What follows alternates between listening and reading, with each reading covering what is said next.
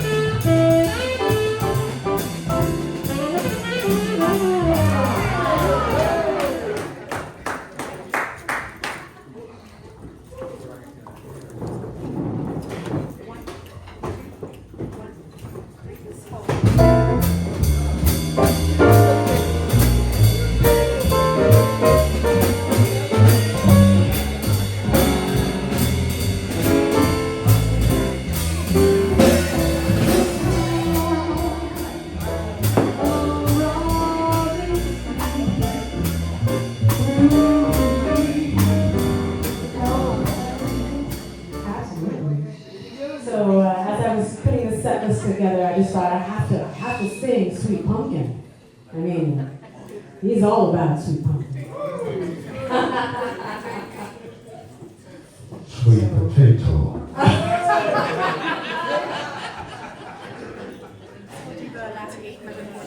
Okay.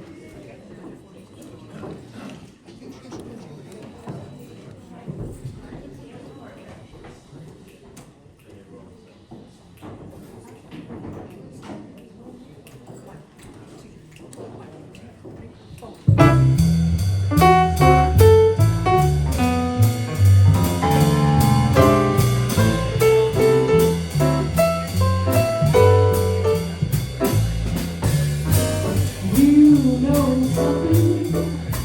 I love you. Won't you say you love me too? I swear to you, one love that is better this society.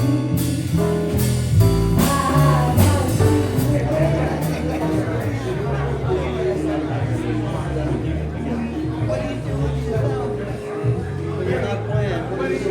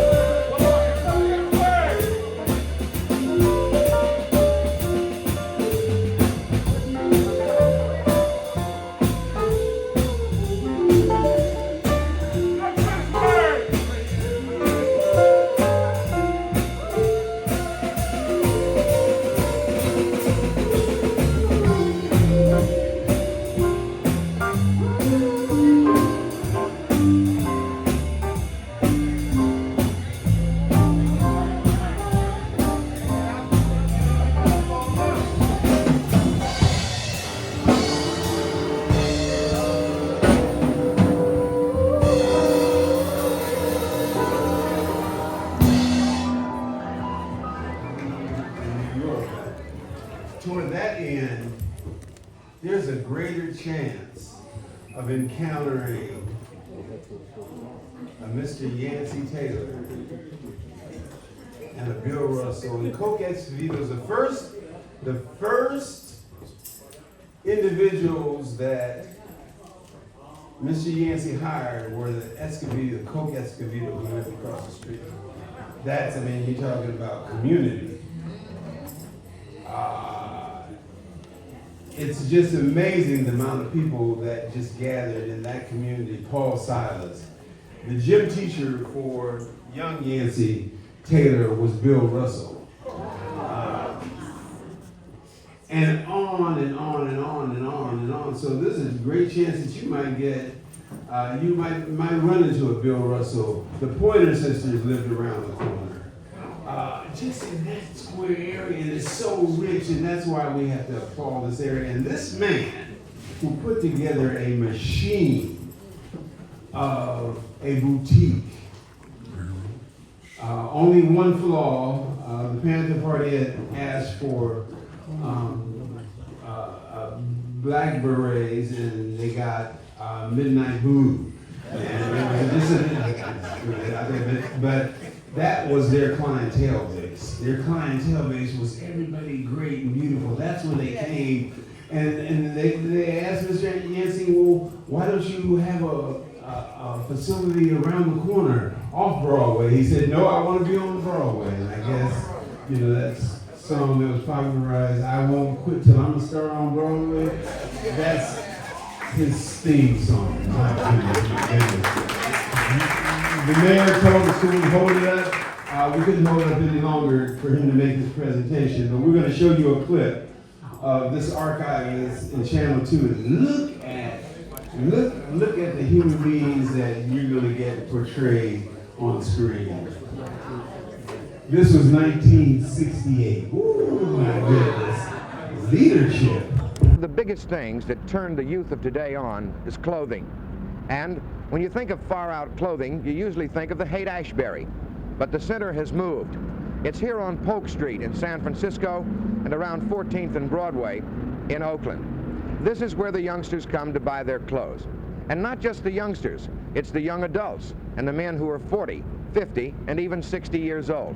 We thought we'd take a look at some of the clothing and talk to some of the people who sell this clothing to the youth of today. Youth has had its effect on today's style, and the clothes will get bolder. Oakland hasn't been left out because Mr. Yancie's handles just about everything. This is a store owned by Yancie Jr. and his son Yancie III. And I wondered if the black youth of today dresses differently than the white youth.